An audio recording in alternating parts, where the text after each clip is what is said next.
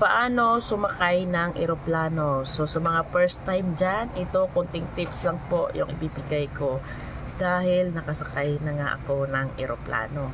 So mga kainday, kailangan lang po talaga natin na may valid ID tayo. Oo, valid ID lang.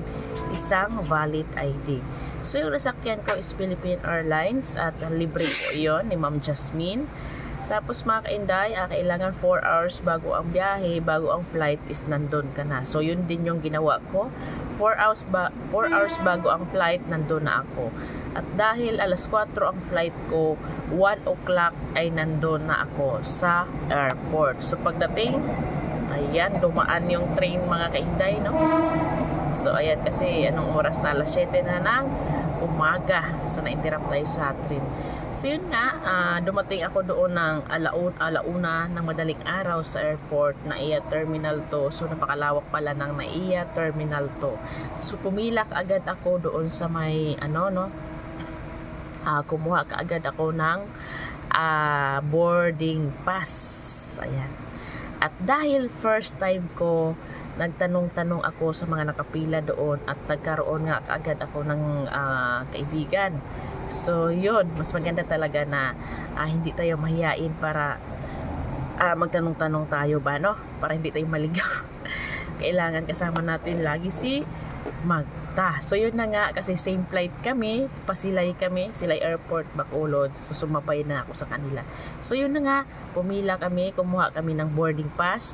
Doon sa pila na yon, kung saan kayo kukuha ng boarding pass, doon titimbangin yung mga karga ninyo, yung mga extra baggage ninyo, doon titimbangin. So dahil ako ay walang extra baggage, hand carry lang yung dala ko, so wala nang timbang-timbang yung hand carry ko. Mga kainday. Tapos mga kainday, pagkatapos mong kumuha ng boarding pass, so kailangan pagkuha mo ng boarding pass is may isang ID ka. So yun lang. Pagkatapos nun ay papasok na kayo ng gate, kung saan yung gate na yon. So kami gate 12. So bago papasok sa gate 12, may mag-i-inspection pa doon. So dapat yung bag ibaba mo, ilapag mo sa tray, yung jacket mo kung naka-jacket ka, yung sinturon mo ilapag mo din, at yung cellphone mo ilapag mo din sa tray. So yun. Pagkatapos nun, makakapasok ka na ng gate 12. So napakalawak ng NAIA, kaya dapat maaga ka talaga para hindi ka kasi pag medyo ma-exit na lang yung oras mo, maghahanap ka pa, tatakbo ka pa, napakalayo lawak. So doon sa gate kung saan kami ay may mga CR doon, kaya kung naiihi ka, natatai ka, walang problema. So mag-aantay ka lang ng flight mo kung anong oras. So dapat may kinig ka kasi ina-announce naman nila yun at lalabas naman yun ng parang doon. Tapos sa Philippine Airlines may bababa ka pa kung saan yung pupuntang eroplano. So doon na yon, sa yung parang kwarto na malaki daw. So doon na nga, yun na nga. Tapos sasakay ka pa ng shuttle bus papunta sa Philippine Airlines. So ganun kami. Tapos pag akyat po doon sa Philippine Airlines, wala namang inspection na pag akyat sa Philippine Airlines, no? Wala nang inspection kasi bago ka sumakay, i-check na yung ID mo at saka boarding pass.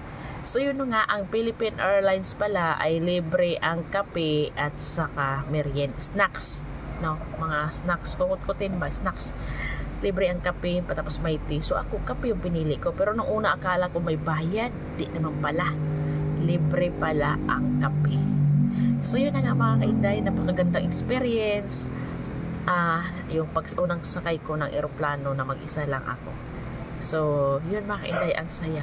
Pero nung una, kinabahan ako, parang natatae, dahil nga hindi ko alam kung paano sumakay ng eroplano. Pero yun lang pala, napakadali lang pala sumakay ng eroplano. Tapos after walang 1 hour, nasa amin na ako, sa Silay Airport na ako.